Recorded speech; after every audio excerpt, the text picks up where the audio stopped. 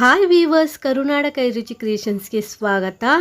ನಾನಿವತ್ತು ಸುಲಭವಾಗಿ ವರಮಹಾಲಕ್ಷ್ಮಿ ತಾಯಿಗೆ ಹೇಗೆ ಸೀರೆ ಉಡಿಸ್ಬೋದು ಅನ್ನೋದನ್ನು ಶೇರ್ ಮಾಡ್ಕೊಳ್ತಾ ಇದ್ದೀನಿ. ಹೊಸದಾಗಿ ಸೀರೆ ಉಡಿಸೋರು ಸಹ ಈ ಅಲಂಕಾರನ ಮಾಡಬಹುದು. ಹೇಗೆ ಮಾಡೋದು ಅಂತ ನೋಡೋಣ.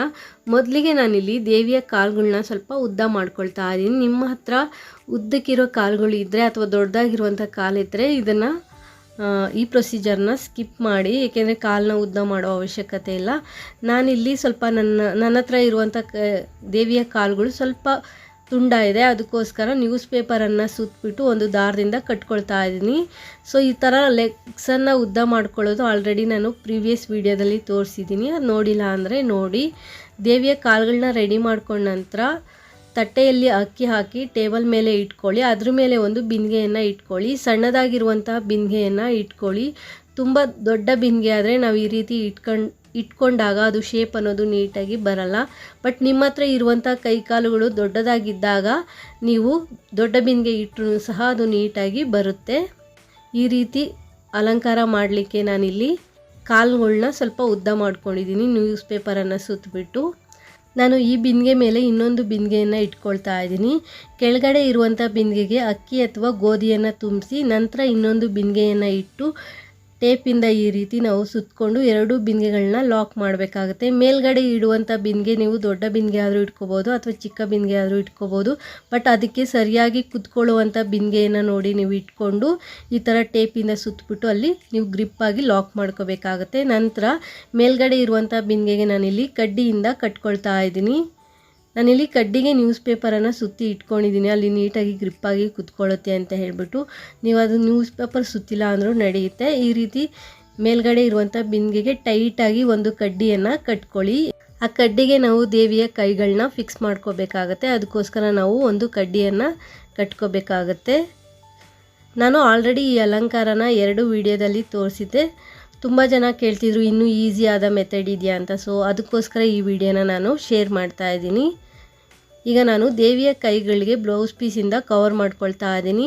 ಹೊಸದಾಗಿ ಒಂದು ಬ್ಲೌಸ್ ಪೀಸನ್ನು ತೆಗೆದುಕೊಳ್ಳಿ. ಅದನ್ನು 4 ಭಾಗಗಳಾಗಿ ಈ ರೀತಿ ಫೋಲ್ಡ್ ಮಾಡಿಕೊಂಡು ದೇವಿಯ ಕೈಗಳಿಗೆ ಬ್ಲೌಸ್ ಪೀಸಿಂದ ಈ ರೀತಿ ಸುತ್ತಿ ಗುಂಡ್ಪಿನ್ನು ಅಥವಾ ಬಟ್ಟೆ ಪಿನ್ನನ್ನು ಹಾಕಿ ನಾವಲ್ಲಿ ಸೆಕ್ಯೂರ್ ಮಾಡ್ಕೋಬೇಕಾಗತ್ತೆ. ಈ ವಿಡಿಯೋ ಏನಾದರೂ ನಿಮಗೆ ಇಷ್ಟ ಆಯಿತು ಅಂದರೆ ಪ್ಲೀಸ್ ಒಂದು ಲೈಕ್ ಕೊಡೋದಂತೂ ಮರಿಬೇಡಿ. ಹಾಗೆ ಹೊಸದಾಗಿ ಯಾರೆಲ್ಲ ನಮ್ಮ ಚಾನಲ್ ನೋಡ್ತಾ ಇದ್ದೀರಾ, ನಮ್ಮ ಚಾನಲ್ನ ಸಬ್ಸ್ಕ್ರೈಬ್ ಮಾಡ್ಕೊಂಡು ನೋಡಿ. ನಿಮ್ಮ ಫ್ಯಾಮಿಲಿ ಫ್ರೆಂಡ್ಸ್ಗೂ ಸಹ ವಿಡಿಯೋನ ಶೇರ್ ಮಾಡ್ಕೊಳ್ಳಿ.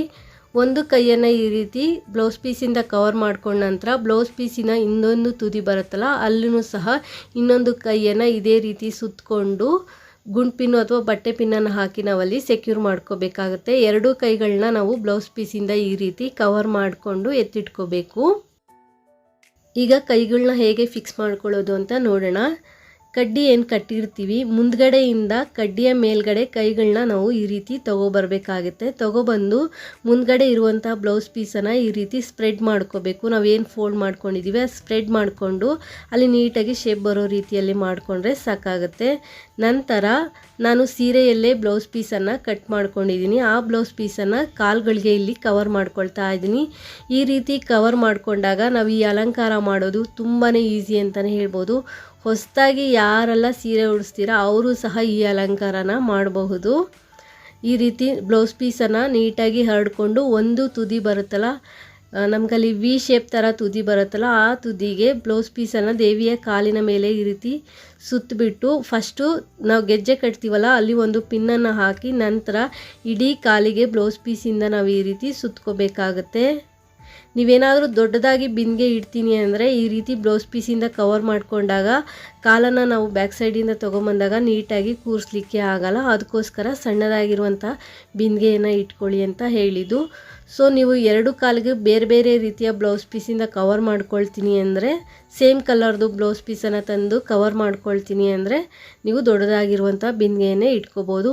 ನೋಡಿ ಈ ರೀತಿ ನೀಟಾಗಿ ದೇವಿಯ ಕಾಲಿನ ಮೇಲೆ ಬ್ಲೌಸ್ ಪೀಸ್ ಅನ್ನೋದು ಕವರ್ ಆಗಬೇಕು. ನೀಟಾಗಿ ಕವರ್ ಮಾಡಿಕೊಂಡು ಎಲ್ಲೆಲ್ಲಿ ಪಿನ್ನನ್ನು ಸೇರಿಸ್ಬೇಕಾಗುತ್ತೆ ಅಲ್ಲಿ ಪಿನ್ಗಳನ್ನ ಸೇರಿಸ್ಕೊಳ್ಳಿ. ಅಲ್ಲಿ ಕಾಲಿನ ಶೇಪ್ ಅನ್ನೋದು ನೀಟಾಗಿ ಬರಬೇಕು.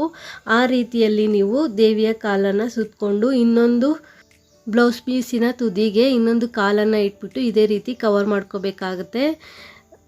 ಆ ತುದಿಯಲ್ಲಿ ಬ್ಲೌಸ್ ಪೀಸಿನ ತುದಿಗೆ ಕಾಲನ್ನು ಈ ರೀತಿ ಇಟ್ಟು ಆ ಬ್ಲೌಸ್ ಪೀಸಿನ ತುದಿಯನ್ನು ದೇವಿಯ ಗೆಜ್ಜೆ ಕಟ್ತೀವಲ್ಲ ಅಲ್ಲಿಗೆ ಫೋಲ್ಡ್ ಮಾಡಿ ಎರಡೂ ಸೈಡಿನ ಬ್ಲೌಸ್ ಪೀಸ್ ಬಟ್ಟೆಯನ್ನು ಹಿಡಿದು ಒಂದು ಪಿನ್ನನ್ನು ಹಾಕಿ ನಂತರ ಈ ರೀತಿ ಸುತ್ತಬೇಕಾಗುತ್ತೆ. ಬ್ಲೌಸ್ ಪೀಸನ್ನು ಕಾಲಿಗೆ ಸುತ್ತಬಿಟ್ಟು ಮಂಡಿ ಬರುತ್ತಲ್ವ, ಮಂಡಿಯ ಕೆಳಭಾಗದಲ್ಲಿ ನಾವು ಒಂದು ಪಿನ್ನನ್ನು ಸೇರಿಸ್ಕೋಬೇಕಾಗತ್ತೆ. ಎರಡು ಕಾಲಿಗೂ ನೀವು ಈ ರೀತಿ ಪಿನ್ನನ್ನು ಸೇರಿಸ್ಕೊಂಡಾಗ ಕಾಲಿಗೆ ಒಂದು ಶೇಪನ್ನು ಬರುತ್ತೆ.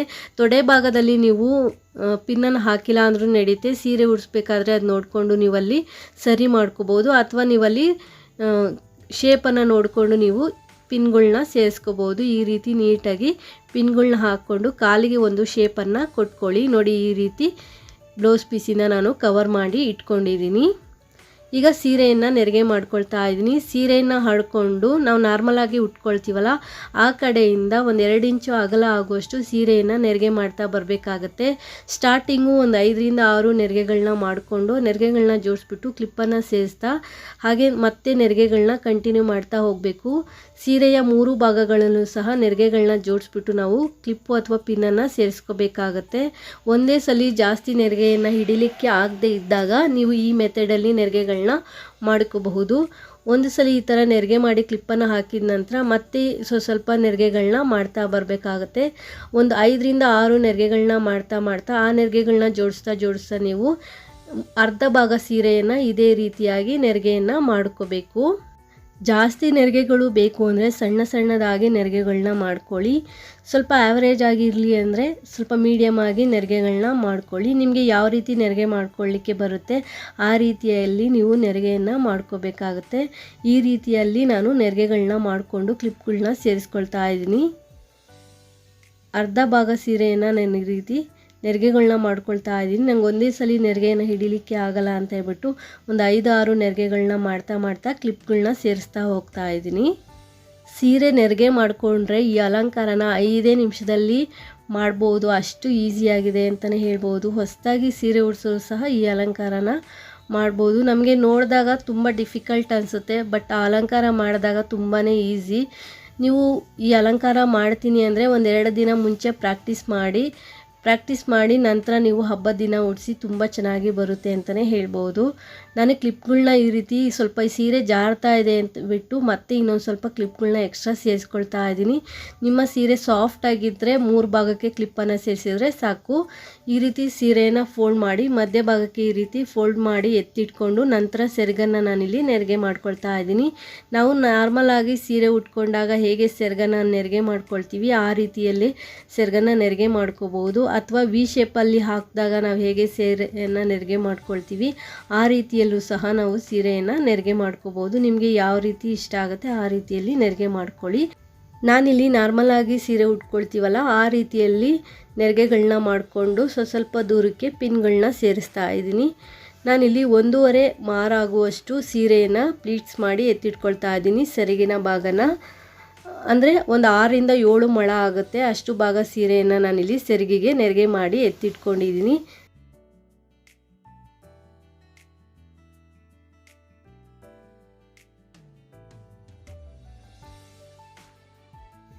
ಈಗ ಸೀರೆ ನೆರಿಗೆ ಆಗಿದೆ, ಹೇಗೆ ದೇವಿಗೆ ಉಡಿಸೋದು ಅಂತ ನೋಡೋಣ.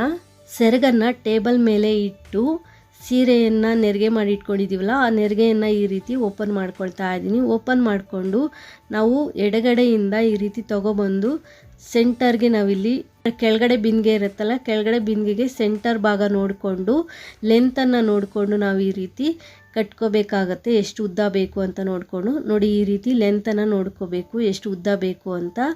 ಉದ್ದ ನೋಡಿಕೊಂಡು ನಾವು ಈ ರೀತಿ ನಾವು ಚಿಕ್ಕ ಮಕ್ಕಳಿಗೆಲ್ಲ ಸೀರೆ ಉಡಿಸಿದಾಗ ಹೇಗೆ ಫೋಲ್ಡ್ ಮಾಡಿಕೊಂಡು ಲೆಂತ್ ನೋಡ್ಕೊಳ್ತೀವಿ ಆ ರೀತಿಯಲ್ಲಿ ನೋಡಿಕೊಂಡು ದೇವಿಯ ಸೊಂಟಕ್ಕೆ ಕರೆಕ್ಟಾಗಿ ಎಷ್ಟು ಉದ್ದ ಬೇಕು ಅಂತ ನೋಡಿಕೊಂಡು ಒಂದು ದಾರದಿಂದ ಈ ರೀತಿ ಕಟ್ಕೋಬೇಕಾಗತ್ತೆ. ಲೆಂತನ್ನು ನೋಡಿಕೊಂಡು ನೀವು ಈ ರೀತಿ ಟೈಟಾಗಿ ಕಟ್ಕೊಳ್ಳಿ, ಸ್ವಲ್ಪನೂ ಜಾರಬಾರ್ದು, ಆ ರೀತಿಯಲ್ಲಿ ನೀಟಾಗಿ ಕಟ್ಕೊಳ್ಳಿ. ನಾನಿಲ್ಲಿ ಒಂದು ಬಟ್ಟೆಯ ದಾರನ ತಗೊಂಡು ಕೆಳಗಡೆ ಇರುವಂಥ ಬಿಂದಿಗೆಯ ಕಂಠ ಭಾಗಕ್ಕೆ ಲೆಂತ್ ನೋಡಿಕೊಂಡು ಕಟ್ಕೊಳ್ತಾ ಇದ್ದೀನಿ. ಉಳಿದಿರುವಂತಹ ನೆರಿಗೆಯ ಭಾಗನ ಬ್ಯಾಕ್ ಸೈಡ್ಗೆ ಸೇರಿಸಿದ್ದೀನಿ. ಆ ಬ್ಯಾಕ್ ಸೈಡ್ಗೆ ಎಕ್ಸ್ಟ್ರಾ ಇರುವಂತಹ ನೆರಿಗೆ ಭಾಗ ನಾವು ಅದನ್ನು ಯೂಸ್ ಮಾಡಲ್ಲ. ಬ್ಯಾಕ್ ಸೈಡಲ್ಲಿ ಹಾಗೆ ಬಿಟ್ಬಿಡಿ, ದೇವಿಯ ಬ್ಯಾಕ್ ಸೈಡಲ್ಲಿ ಹಾಗೆ ಇರಲಿ.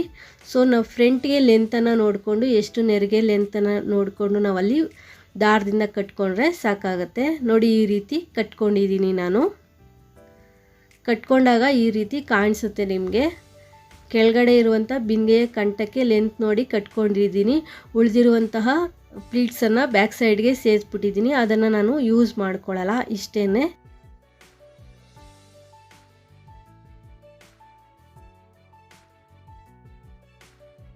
ಬ್ಲೌಸ್ ಪೀಸಿಂದ ಕವರ್ ಮಾಡ್ಕೊಂಡಿರುವಂಥ ದೇವಿಯ ಕಾಲುಗಳನ್ನ ಕಳಶದ ಹಿಂಭಾಗದಿಂದ ತೊಗೊಬರಬೇಕು. ಕಳಶದ ಹಿಂಭಾಗದಿಂದ 2 ಕಾಲುಗಳನ್ನ ತೊಗೊಬಂದು ಈ ರೀತಿ ಮುಂದ್ಗಡೆ ಇಟ್ಕೋಬೇಕಾಗತ್ತೆ. ನೀಟಾಗಿ ಅಲ್ಲಿ ಇಟ್ಕೊಂಡು ದೇವಿಯ ಕಾಲು ಒಂದರ ಮೇಲೆ ಇನ್ನೊಂದು ಕಾಲನ್ನು ಹಾಕಿರೋ ರೀತಿಯಲ್ಲಿ ಹಾಕ್ಕೋಬೇಕಾಗತ್ತೆ.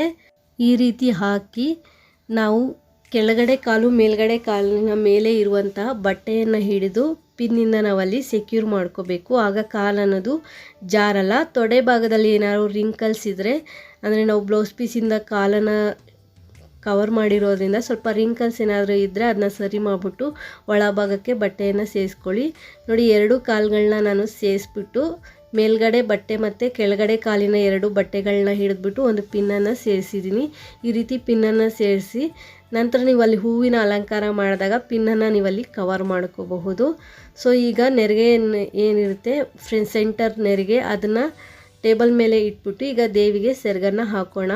ಮೊದಲಿಗೆ ಎಡಗಡೆ ಭುಜದ ಮೇಲೆ ಈ ರೀತಿ ಸೆರಗನ್ನು ಹಾಕ್ಬಿಟ್ಟು ನೆರಿಗೆಗಳನ್ನ ಅಲ್ಲಿ ಸ್ಪ್ರೆಡ್ ಮಾಡ್ಕೋಬೇಕಾಗತ್ತೆ. ದೇವಿಯ ಭುಜದ ಮೇಲೂ ಸಹ ನೆರಿಗೆಗಳನ್ನ ಸ್ಪ್ರೆಡ್ ಮಾಡಿಕೊಂಡು ನಂತರ ದೇವಿಯ ಚೆಸ್ಟ್ ಭಾಗದಲ್ಲೂ ಸಹ ನೆರಿಗೆಗಳನ್ನ ನಾವಲ್ಲಿ ಸ್ಪ್ರೆಡ್ ಮಾಡ್ಕೋಬೇಕು. ನಂತರ ಸೆರಗನ್ನು ನಾವು ಬಲಗಡೆ ಭುಜದ ಮೇಲ್ಗಡೆಯಿಂದ ಮುಂದ್ಗಡೆ ಭಾಗಕ್ಕೆ ತಗೊಬಂದು ಎಡಗಡೆ ಕಾಲಿನ ಮೇಲೆ ನಾವು ಹಾಕಬೇಕಾಗತ್ತೆ. ಆಗ ಎಡಗಡೆ ದೇವಿಯ ತೊಡೆ ಭಾಗ ಬರುತ್ತಲ್ಲ, ಕಾಲಿನ ತೊಡೆ ಭಾಗ, ಅದು ಕವರ್ ಆಗುತ್ತೆ. ಆ ರೀತಿಯಲ್ಲಿ ನಾವು ಕವರ್ ಮಾಡ್ಕೋಬೇಕಾಗತ್ತೆ. ನೆರಿಗೆಗಳನ್ನ ನೀವಲ್ಲಿ ಸ್ವಲ್ಪ ದೂರಕ್ಕೆ ಸ್ಪ್ರೆಡ್ ಮಾಡಿಕೊಂಡು ಅಲ್ಲಿ ನೀಟಾಗಿ ಕವರ್ ಮಾಡಿಬಿಟ್ಟು ಬ್ಯಾಕ್ ಸೈಡ್ಗೆ ಒಂದು ಪಿನ್ನನ್ನು ಸೇರಿಸ್ಕೊಳ್ಳಿ. ಅಲ್ಲಿ ಏನಾದರೂ ಕಾಲು ನಿಮಗೆ ನಿಲ್ತಾ ಇಲ್ಲ, ಜಾರ್ತಾ ಇದೆ ಅನಿಸಿದ್ರೆ ನ್ಯೂಸ್ ಪೇಪರ್ನ ಉಂಡೆ ಮಾಡಿಬಿಟ್ಟು ದೇವಿಯ ತೊಡೆ ಭಾಗಕ್ಕೆ ಸೇರಿಸ್ಬಿಟ್ಟು ಅಲ್ಲಿ ಬ್ಲೌಸ್ ಪೀಸಿಂದ ನೀವಲ್ಲಿ ಕವರ್ ಮಾಡ್ಕೋಬೋದು. ಅಂದರೆ ನಾವು ಬ್ಲೌಸ್ ಪೀಸ್ ಏನು ಹಾಕಿರ್ತೀವಿ ದೇವಿಯ ಕಾಲುಗಳಿಗೆ, ಅದರಿಂದ ಕವರ್ ಮಾಡ್ಕೋಬೋದು ಅಥವಾ ಸೆರಗಿನ ತುದಿಯಿಂದ ಕವರ್ ಮಾಡ್ಕೋಬೋದು. ದೇವಿಯ ಭುಜದ ಮೇಲೆ ಸೀರೆ ಭಾಗ ಏನು ಸೆರಗು ಭಾಗ ಎತ್ಕೊಂಡಿದೆ ಅದನ್ನ ಬ್ಯಾಕ್ ಸೈಡ್ಗೆ ಸೇರಿಸಿ ಪಿನ್ನನ್ನು ಹಾಕ್ಕೊಂಡಿದ್ದೀನಿ. ಎಲ್ಲಿ ಬಟ್ಟೆ ಅನ್ನೋದು ರಿಂಕಲ್ಸ್ ಎಲ್ಲ ಏನಾದರೂ ಕಾಣಿಸುತ್ತೆ ಅದನ್ನ ಸರಿ ಮಾಡಿಕೊಂಡು ದೇವಿಯ ಸೊಂಟಕ್ಕೆ ಒಂದು ದಾರವನ್ನು ಕಟ್ಕೊಳ್ಳಿ. ಒಂದು ಶೇಪು ಬರುವ ರೀತಿಯಲ್ಲಿ ಒಂದು ದಾರನ ಕಟ್ಕೊಳ್ಳಿ. ಸೆರಗು ದೇವಿಯ ಬಲಗಡೆ ಕಾಲು ಹಾಗೆ ದೇವಿಯ ಎಡಗಡೆ ತೊಡೆ, ಅಂದರೆ ಕಾಲು ಭಾಗ ಏನು ಬರುತ್ತೆ, ಕಾಲಿನ ತೊಡೆ ಭಾಗ ಏನು ಬರುತ್ತೆ, ಅಲ್ಲಿ ನೀಟಾಗಿ ಕವರ್ ಆಗಿರೋ ರೀತಿಯಲ್ಲಿ ಕಾಣಿಸ್ಬೇಕು. ದೇವಿ ಕಾಲ ಮೇಲೆ ಕಾಲು ಹಾಕ್ಕೊಂಡು ಕೂತ್ಕೊಂಡಾಗ ಸೆರಗು ಹೇಗೆ ಬಂದಿರುತ್ತೆ ಆ ರೀತಿಯಲ್ಲಿ ನೀಟಾಗಿ ನೀವು ಕವರ್ ಮಾಡಿಕೊಂಡು ನಂತರ ದೇವಿಯ ಸೊಂಟಕ್ಕೆ ಒಂದು ಡಾಬನ್ನು ಸೇರಿಸ್ಕೊಳ್ಳಿ. ಆಮೇಲೆ ಎಲ್ಲ ಅಲಂಕಾರ ಆದಮೇಲೆ ದೇವಿಯ ಕೈಗಳನ್ನ ನೀಟಾಗಿ ಸರಿ ಮಾಡ್ಕೊಳ್ಳಿ. ನಾನು ಪ್ರೀವಿಯಸಲ್ಲಿ ತೋರಿಸಿರೋ ಈ ರೀತಿಯ 2 ಅಲಂಕಾರಗಳು ನಿಮಗೆ ಡಿಫಿಕಲ್ಟ್ ಆಗಿತ್ತು ಅನಿಸುತ್ತೆ, ಬಟ್ ಇದು ತುಂಬ ಈಸಿ ಆಗಿದೆ. ಹೊಸದಾಗಿ ಸೀರೆ ಉಡ್ಸೋರು ಸಹ ಈ ಅಲಂಕಾರನ ಮಾಡ್ಕೋಬಹುದು. ನಿಮಗೇನು ಅನಿಸುತ್ತೆ ಅಂತ ಕಮೆಂಟ್ ಮಾಡಿ ತಿಳಿಸಿ. ಈಗ ನಾವು ಅಲ್ಲಿ ನೆರಿಗೆ ಏನು ಬಿಟ್ಕೊಂಡಿದ್ವಿ ಆ ನೆರಿಗೆಯಲ್ಲಿರುವಂಥ ಎಲ್ಲ ಕ್ಲಿಪ್ಗಳನ್ನೂ ಸಹ ರಿಮೂವ್ ಮಾಡಿಕೊಂಡು ನೆರಿಗೆಯನ್ನು ಬಲಗಡೆ ಕಾಲಿನ ಪಕ್ಕದಲ್ಲಿ ಬರೋ ರೀತಿಯಲ್ಲಿ ಸ್ಪ್ರೆಡ್ ಮಾಡ್ಕೋಬೇಕು. ನೀಟಾಗಿ ಒಂದು ನೆರಿಗೆಯ ಪಕ್ಕ ಇನ್ನೊಂದು ನೆರಿಗೆ ಅನ್ನೋದು ಬರಬೇಕು. ಆ ರೀತಿಯಲ್ಲಿ ನೆರಿಗೆಗಳನ್ನ ನೀಟಾಗಿ ಸರಿ ಮಾಡ್ಕೊಳ್ಳಿ. ಹಾಗೆ ನೆರಿಗೆಯಲ್ಲಿರುವಂಥ ಬಾರ್ಡರ್ ಅನ್ನೋದು ನೀಟಾಗಿ ಕಾಣಿಸ್ಬೇಕು, ರಿಂಕಲ್ಸ್ ಅನ್ನೋದು ಇರಬಾರ್ದು. ಆ ರೀತಿಯಲ್ಲಿ ನೀಟಾಗಿ ಜೋಡಿಸ್ಕೊಳ್ಳಿ. ಒಂದರ ಪಕ್ಕ ಒಂದು ನೆರಿಗೆ ಬರುವಂತೆ ಜೋಡಿಸ್ಕೊಳ್ಳಿ. ಈ ರೀತಿ ಏನಾದರೂ ನೆರಿಗೆ ಕಾಣಿಸ್ಬೇಕು ಅಂದರೆ ಬ್ಯಾಕ್ ಸೈಡ್ಗೆ ನೀವು ಒಂದು ಸ್ಪಂಜನ್ನು ಇಡ್ಬೋದು ಅಥವಾ ಬೆಂಡನ್ನು ಇಟ್ಬಿಟ್ಟು ಅಲ್ಲಿ ನೀವು ಕವರ್ ಮಾಡ್ಕೋಬಹುದು. ಆಗ ಅದು ಸ್ವಲ್ಪ ನೆರಿಗೆ ಅನ್ನೋದು ಎತ್ಕೊಂಡಂಗೆ ಕಾಣಿಸುತ್ತೆ. ಹಾಗೆ ಪಿನ್ಗಳನ್ನ ಗುಂಡ್ಪಿನ್ ನೆರಿಗೆ ಅನ್ನೋದು ನೀಟಾಗಿ ಕುತ್ಕೊಳ್ತಾ ಇಲ್ಲ ಅಂದರೆ ಗುಂಡ್ಪಿನ್ನನ್ನು ಸೇರಿಸ್ಬಿಟ್ಟು ನೀವಲ್ಲಿ ಸೆಕ್ಯೂರ್ ಮಾಡ್ಕೋಬಹುದು. ಹಾಗೆ ದೇವಿಯ ತೊಡೆ ಭಾಗದಲ್ಲೂ ಸಹ ನೆರಿಗೆ ಅನ್ನೋದನ್ನ ನಾವಲ್ಲಿ ಸರಿ ಮಾಡ್ಕೋಬೇಕಾಗತ್ತೆ. ನೀಟಾಗಿ ಎಲ್ಲ ನೆರಿಗೆಗಳನ್ನೂ ಸಹ ಸರಿ ಮಾಡಿಕೊಂಡು ಎಲ್ಲಾದರೂ ನೆರಿಗೆಗಳು ಎತ್ಕೊಂಡಿದೆ ಅನ್ಸಿದ್ರೆ ಗುಂಡು ಪಿನ್ಗಳನ್ನ ಸೇರಿಸ್ಕೊಳ್ಳಿ. ಹಾಗೆ ಎಲ್ಲಾದರೂ ಕಾಲಿನ ಮೇಲೆ ಏನಾದರೂ ಬಟ್ಟೆ ಅನ್ನೋದು ರಿಂಕಲ್ಸ್ ಥರ ಕಾಣಿಸ್ತಿದೆ ಅಂದರೆ ಒಳಭಾಗಕ್ಕೆ ನೀಟಾಗಿ ಸೇರಿಸ್ಬಿಟ್ಟು ಪಿನ್ಗಳನ್ನ ಸೇರಿಸ್ಕೊಂಡು ನೀಟಾಗಿ ಕಾಣೋ ರೀತಿಯಲ್ಲಿ ಮಾಡಿಕೊಂಡು ನಂತರ ನೀವು ದೇವಿಗೆ ಒಡವೆಗಳಿಂದ ಅಲಂಕರಿಸಿ. ಈಗ ನಿಮ್ಮ ಹತ್ರ ಯಾವ ರೀತಿಯ ಒಡವೆಗಳಿರುತ್ತೆ ಆ ರೀತಿಯ ಒಡವೆಗಳನ್ನೆಲ್ಲ ಹಾಕಿ ದೇವಿಯನ್ನು ಅಲಂಕರಿಸಿ, ಹಾಗೆ ಹೂಗಳಿಂದ ದೇವಿಯನ್ನು ಅಲಂಕರಿಸಿ. ಪೂರ್ತಿಯಾದ ಅಲಂಕಾರ ಆದಮೇಲೆ ನೀವು ನೋಡ್ಬೋದು ತುಂಬ ಚೆನ್ನಾಗಿ ಕಾಣಿಸುತ್ತೆ ಈ ಅಲಂಕಾರ. ನಾನು ನನ್ನ ಹತ್ರ ಇರುವಂಥ ಅಂದರೆ ದೇವರಿಗೆ ಅಂತಲೇ ಈ ಒಡವೆಗಳನ್ನ ಇಟ್ಟಿದ್ದೀನಿ. ಆ ರೀತಿಯ ಒಡವೆಗಳಿಂದ ದೇವಿಯನ್ನು ಅಲಂಕರಿಸಿದ್ದೀನಿ. ಮೇಲ್ಗಡೆ ಇರುವಂಥ ಕಳಶದ ಚೆಂಬಗೆ ಅಥವಾ ಬಿಂದಿಗೆಗೆ ನಿಮ್ಮ ಶಾಸ್ತ್ರ ಪ್ರಕಾರ ಅಕ್ಕಿ ಅಥವಾ ನೀರನ್ನು ಸೇರಿಸ್ಕೊಳ್ಳಿ. ನಂತರ ಮಾವಿನೆಲೆ ಅಥವಾ ವೀಳ್ಯದೆಲೆಯನ್ನು ಇಟ್ಟು, ತೆಂಗಿನಕಾಯಿ ಇಟ್ಟು ದೇವಿಗೆ ಮುಖಪದ್ಮವನ್ನು ಹಾಕಿ ಹೂಗಳಿಂದ ದೇವಿಯನ್ನು ಅಲಂಕರಿಸಿ. ಪೂರ್ತಿಯಾದ ಅಲಂಕಾರ ಆದ ನಂತರ ದೇವಿಯನ್ನು ನೀವಿಲ್ಲಿ ನೋಡ್ಬೋದು. ಈ ಅಲಂಕಾರ ಈಸಿಯಾಗಿತ್ತಾ ಇಲ್ವಾ ಅಂತ ಒಂದು ಕಮೆಂಟ್ ಮಾಡಿ ತಿಳಿಸಿ. ಈ ವಿಡಿಯೋ ಇಷ್ಟ ಆದರೆ ಒಂದು ಲೈಕ್ ಕೊಡೋದಂತೂ ಮರಿಬೇಡಿ. ಹೊಸದಾಗಿ ಚಾನಲ್ ನೋಡೋರು ಸಬ್ಸ್ಕ್ರೈಬ್ ಮಾಡ್ಕೊಂಡು ನೋಡಿ. ಹಾಗೆ ಪಕ್ಕದಲ್ಲಿರುವಂಥ ಬೆಲ್ಲೈಕನ್ನ ಕ್ಲಿಕ್ ಮಾಡಿ. ನೆಕ್ಸ್ಟ್ ಹಾಕೋ ನಮ್ಮ ಎಲ್ಲ ವಿಡಿಯೋ ನೋಟಿಫಿಕೇಷನ್ನು ಮೊದಲು ನಿಮಗೆ ಬರುತ್ತೆ. Thanks for watching this video. Take care.